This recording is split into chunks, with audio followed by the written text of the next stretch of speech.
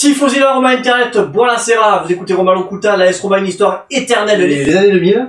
Voilà, les années 2000. C'est l'ère Capello. Voilà, l'ère Capello. Bon, alors 2000, c'est, malheureusement, c'est la Lazio qui remporte le Scudetto. Mais, en fait, ce Scudetto, avec une très belle Roma. Cette tragédie qui s'est produite en 2000, voilà, a permis à Sensi, il a décidé de mettre tout l'argent qu'il avait, d'ailleurs le pauvre il s'est endetté, et si on veut, en fait, le point connu de la Roma de Sensi commence après à cause ou grâce au fait qu'on a emporté le titre, parce qu'en fait, là, il a dit, je peux pas supporter, et je le comprends, de voir la Lazio emporter, gagner le Scudetto, et en plus la Lazio, ces années-là, ils avaient une super équipe, ils avaient même une équipe qui, d'ailleurs, ils avaient gagné la Coupe des Coupes, ils avaient gagné une super coupe européenne contre Manchester, il me semble. Donc c'était quand même une super équipe, ils avaient des joueurs comme Stankovic, Mialovic, voilà. C'était une grande équipe, Peruzzi qui était le gardien. Donc franchement, ils avaient Salas, franchement, ils avaient des grands joueurs. C'est une équipe complète, et donc, Sensi, il s'est révolté, voilà, c'était une révolte, et en fait, il a mis tout l'argent qu'il avait, il a fait venir Batistuta qui avait déjà sa carrière à Florence, qui a été un des plus grands buteurs au monde, mais qui encore n'avait pas emporté le championnat en Italie, parce que bon, la Fiorentina c'était compliqué, mais il était quand même européen et tout ça. Coupe d'Italie, ainsi de suite. Mais, donc lui, là, il a dit, bon, là c'est bon, je fais venir Batistuta, et donc là, il a créé l'attaque.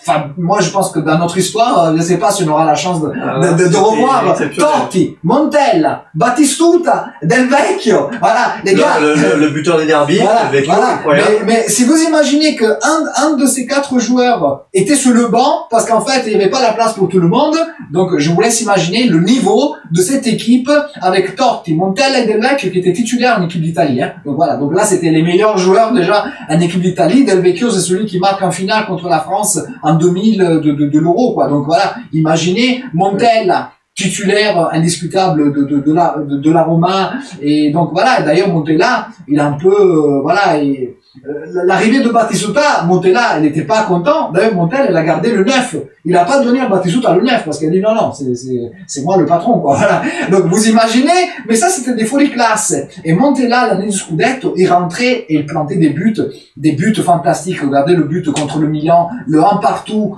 qui a été un point essentiel dans la lutte au titre. Regardez l'égalisation contre la Juve, le 2-2, marqué par Montella sur une frappe de Nakata. Donc voilà, ça a été, franchement, voilà, les noms qu'on avait là, c'était des grands joueurs. Alors, Lucas, à travers toi, comment tu pourrais expliquer à ceux qui n'ont pas vécu, dont moi je ne l'ai pas vécu, ce Scudetto? Ben en fait, ça a été le Scudetto, ça a été dès la première journée, en fait, ça a été une course en tête, une Roma qui avait quand même cette envie, cette rage, voilà, ils avaient cette rage de vaincre quelque chose. Le Scudetto à Lazio, ça nous avait fait très mal, et donc les joueurs, ils voulaient se révolter, et donc le but c'était de scucire le Scudetto à Lazio. Donc en fait, de leur enlever, arracher de leur maillot le Scudetto. Et donc en fait, ça s'appelle le Scudetto scucito, parce qu'en fait c'est comme si on l'avait arraché on l'avait décousu de leur maillot et cousu sur le nôtre. Donc en fait ça c'est le Scudetto scucito, et c'était en fait et à l'époque on a dû batailler contre la Juve de Zidane, c'est la grande Juve de Zidane entraînée par Ancelotti. Donc on a dû batailler contre la Lazio qui avait une super équipe, et en plus il y avait Parme qui dans ces années-là ils importaient des trophées européens à tout va. Imaginez, souvenez-vous la finale contre Marseille 3-0 de 99. Donc voilà, donc c'était à Parme il y avait Buffon, Thuram, Cannavaro, voilà, juste pour situer, voilà, Bogossian, voilà, juste pour je situe, hein. Et ce n'était que Parme, donc je vous laisse imaginer les autres, voilà. Et donc malgré tout ça, la Roma cette année-là, elle a fait une course en tête de début, et ça a été en fait une cavalcata, une chevauchée fantastique jusqu'à ce match contre Parme. On aurait pu gagner le titre la journée précédente contre Naples, mais Naples jouait le maintien, et donc c'était un match horrible. Ça a été un match dantesque, dans Naples, accueilli à Naples dans une ambiance délétère, avec les supporters napolitains qui ont jeté de tout sur les supporters romains, parce que bon, c'était un match, déjà il y avait cette espèce de conflit entre les deux supporters, mais il y avait aussi, en fait, si vous voulez, Naples joue le maintien. Et donc la Roma, et la Roma joue le titre. Donc vous imaginez, 2-2. Donc on n'a pas fêté ces journées-là, et on a fêté la semaine suivante à domicile contre Parme, et vous en souvenez tous des buts de Totti, Batistuta et maillot. Voilà. Sur la passe de Candela, Totti qui marque sous le virage sud, et il enlève, et il dit aux supporters, è per voi, questo è per voi, ce but est pour vous, voilà. Parce qu'il savait que les gens attendaient depuis 83, voilà. Et Totti, c'est ça, il a toujours pensé. Bon, certes, il pensait à lui aussi, mais il avait toujours une pensée pour les supporters, et il savait que, en fait, lui représentait l'envie d'un peuple. Voilà. Il représentait pas que lui-même, il représentait aussi l'envie et la frustration d'un peuple qui voulait gagner. Voilà. Ça a été, en fait, le couronnement d'une grande époque, mon cher Romain. Et on avait une équipe fantastique, voilà. Lucas, j'aimerais revenir sur une anecdote qui nous est souvent reprochée. C'est cette fameuse histoire des Rolex. Alors ça, c'est un reproche de la part d'autres clubs. Mais alors voilà, est-ce que tu pourrais, grâce à ce nouveau format que nous lançons sur l'histoire de la Roma, expliquer ton point de vue, et peut-être donc tu pourrais également expliquer à d'autres clubs ce fameux reproche qu'à chaque fois on fait. Non, mais c'est bien que moi ça me fait un peu rire, parce que ce reproche ça vient de supporters qui ont quand même subi les foudres de la justice italienne. Donc c'est comme si quelqu'un qui avait commis les pires délits venait après reprocher aux autres d'être malhonnête. Donc c'est pour ça, c'est la source qui m'a toujours un peu épaté. Mais mis à part ça, voilà, je situe le contexte, parce qu'en fait il faut bien situer. Nous sommes à une époque où les arbitres, en fait, ils acceptaient. Donc ça, c'était toléré, c'était pas quelque chose que la Roma faisait. En fait, il y avait d'offrir pour des périodes de Noël ou des moments de l'année. Chaque club offrait des cadeaux. Voilà, il y avait ça. C'était une manière de garder de bonnes relations. Mais après, tout le monde sait que c'était une manière un peu perverse, parce qu'en fait, après, en fonction de la qualité des cadeaux, on pouvait, après, il y avait des cadeaux de série A et des cadeaux de série B. Qu'est-ce qui se passe? À l'époque, moi après, il y a les procès, tout ça, donc moi, je n'ai même pas besoin moi-même d'affirmer quelque chose. C'est marqué dans l'histoire, il suffit d'aller prendre sur Wikipédia, il y a tout un historique, vous verrez bien, il y a les condamnations et tout ça, donc tout ça, c'est inutile d'en rajouter autre chose. Mais, en fait, il y avait plusieurs équipes qui essayaient d'avoir la même mise sur la ligue, sur l'organisation du foot italien, et ces clubs, voilà, c'est comme par hasard les clubs qui après ont été sanctionnés, dont il a même été rétrogradé, et on lui a même enlevé 2 scudetti, même si eux après encore continuent de les afficher dans leur stade, mais bon, ça c'est contre la loi, donc juste que ce soit dit, c'est juste contre la loi, mais bon, c'est pas grave, c'est pas ça.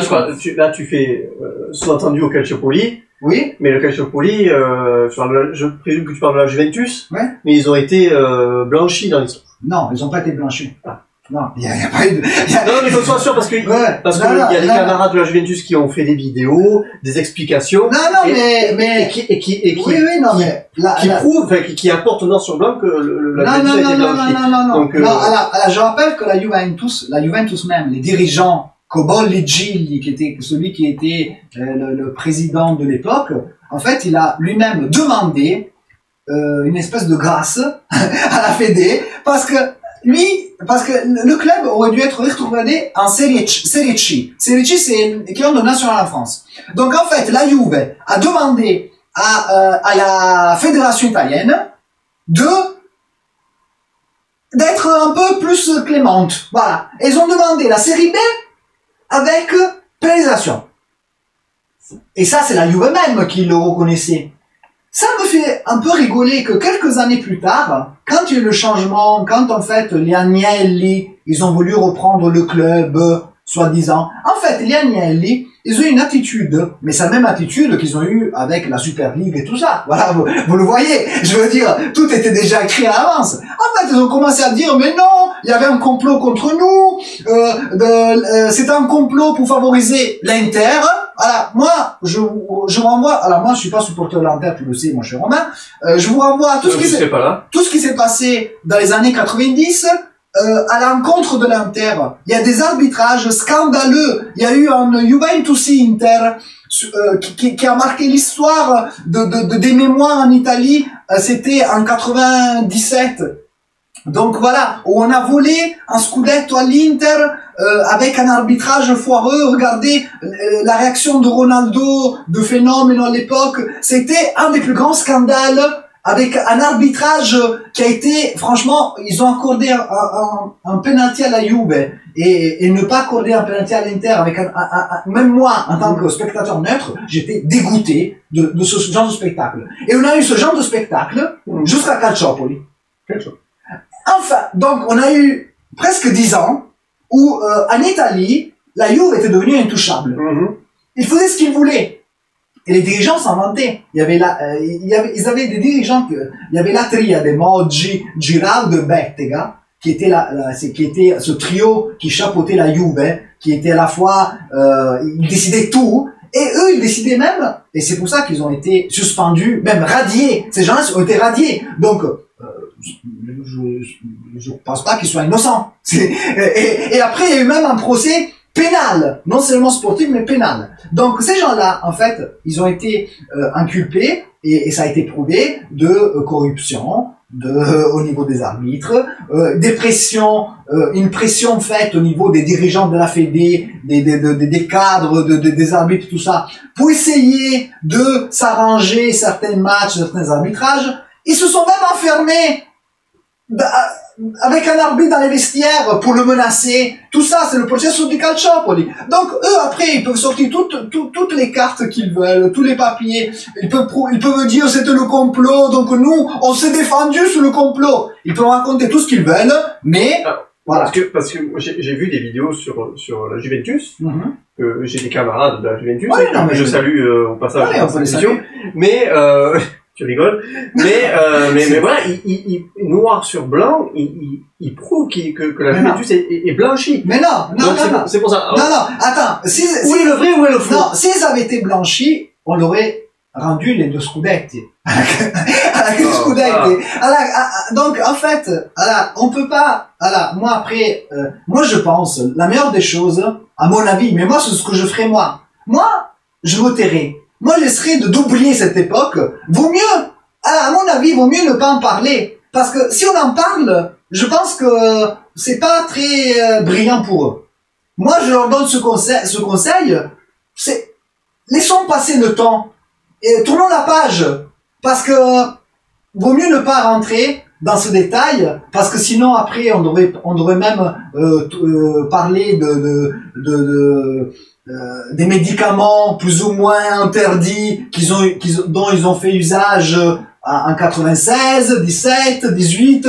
Donc parce qu'après en fait ils se greffent plusieurs. Donc à mon avis, comme il y a plusieurs affaires, et donc ça me fait rire quand eux ils parlent de Rolex. Les dirigeants, ils envoyaient des prostituées. J'en parler. Ils envoyaient des prostituées. Donc, après, moi, je pense que la Roma a essayé de défendre ses propres intérêts dans un monde où, en fait, il n'y avait pas d'ange. En fait, c'était un monde de voyous. Bon, la Roma, il y avait les affaires de Rolex. Mais bon, eux, ils donnaient des voitures, Fiat, des Ferrari, des vacances, voilà. Romain, mon cher Romain, pose-toi une question. Pourquoi Vérone? Voilà, comme ça, même histoire. Pourquoi Vérone, ils ont fait le match de leur vie contre Naples? Il y a voilà. À la fin de cette saison. D'après vous, comment c'est possible que Vérone, qu'ils avaient fait les 2 derniers mois, ils étaient en savate Bermuda, donc ils étaient tranquilles, sourires comme ça, ils sont allés faire le match de leur vie, comme par hasard, contre Naples.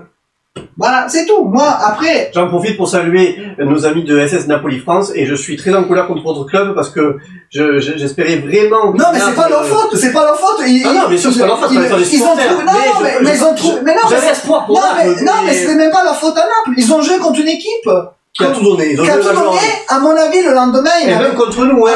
À mon avis, il y en avait certains moi, je peux peut-être imaginer que peut-être le lendemain, il y a eu... Contre nous, la Spezia a très très bien joué. Oui, non, mais voilà. Donc, je veux dire, beaucoup de clubs se sont réveillés sur cette dernière journée. Oui, non, mais moi, je te l'avais déjà dit. Moi, c'est pas pour être, je suis pas Nostradamus, donc j'ai pas une boule de cristal. Je t'avais dit, mais tu verras que Naples, ils auront du mal à battre Vérone. Vérone, ils vont faire le match de leur vie. Je te dis, ne crois pas que les choses soient si simples que ça. Parce qu'il y a un système, et ce système-là a été créé par la Juve. C'est le même système dans lequel Bologne, à la mi-temps contre la Juve, sont menés 3-0. Voilà. Et Vérone font leur match de la vie. Donc, moi, c'est pour ça, mon cher Romain, moi, j'espère que la Roma joue des coupes européennes, parce que ce sera beaucoup plus simple d'emporter. Voilà. C'est plus facile pour la Roma de gagner un titre en Europe, parce qu'en Italie, moi, je pense que, peut-être je suis pessimiste, peut-être mais voilà, le système n'est pas fait pour favoriser la Roma. Voilà. Il y en a d'autres qui tirent les ficelles, mais sûrement pas la Roma. Voilà. Donc, Naples, le match contre Vérone, moi, je pense que le lendemain, à Dubaï, il y avait des joueurs de Vérone qui partaient, qui avaient des vacances, des choses comme ça offertes, voilà. Je pense qu'il y a eu pas mal d'hommages faits pour les récompenser de leur vertu. Spéculation, là. Oui, mais bien sûr. Mais non, c'est moi, j'imagine, non.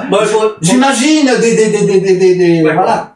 Pour en terminer sur les Rolex, du coup. Pour terminer sur les Rolex, voilà, c'était la réponse peut-être aux femmes de joie, aux prostituées et autre chose. Donc, et je veux dire, avec les Rolex, voilà, donc, que je sache, voilà, on n'a pas importé plusieurs titres donc voilà, donc je pense que ça a été, mais c'était comme l'histoire qu'ils ont sorti que la Roma avait fait jouer le point des passeports. Ça, c'était voulu par la Juve, l'Inter et le Milan. Ils ont dit que la Roma, après, a en profité, tout simplement parce que Nakata, il est rentré à Torino, et il aura vu la misère. Donc, d'un coup, là, ça les arrangeait plus. Mais c'est toujours comme ça, en fait. Donc, du coup, alors, moi, j'aime bien, alors, tu sais, c'est comme dans l'histoire, tu sais, il y a ceux qui, au bout de quelques années, relisent l'histoire, quoi. Donc, voilà. Mais, après, je suis désolé. Il y a des traces, il y a des quelque chose qui reste. Et là, moi, je renvoie au procès. Je renvoie aux gens qui ont été radiés. Voilà. Aux titres qui ont été, annulés. Et c'est tout, hein. Donc après, s'il y avait eu une injustice, je pense que peut-être, ces gens-là, on leur aurait rendu des titres, on se serait excusé avec Moggi, Girard et Bettega. Que je sache, Moggi, Girard et Bettega, ils peuvent plus pratiquer dans le foot italien. Et il doit y avoir une raison, quoi. C'est pas que ça n'a pas été un complot de la moitié de l'Italie contre la Juve. Voilà. En plus, la Juve, victime d'un complot, c'est une grosse blague. Voilà. Ça, franchement, mais bon, on aura même entendu ça, mais pourquoi pas, hein? Pourquoi pas? Oui. Bon. Merci beaucoup, Lucas, de nous avoir fait vivre ce moment historique. Oui. C'était magnifique de repenser à cette grande époque avec les grands joueurs. Ça m'a fait même moi-même, ça m'a fait rêver pendant que je parlais. Oui.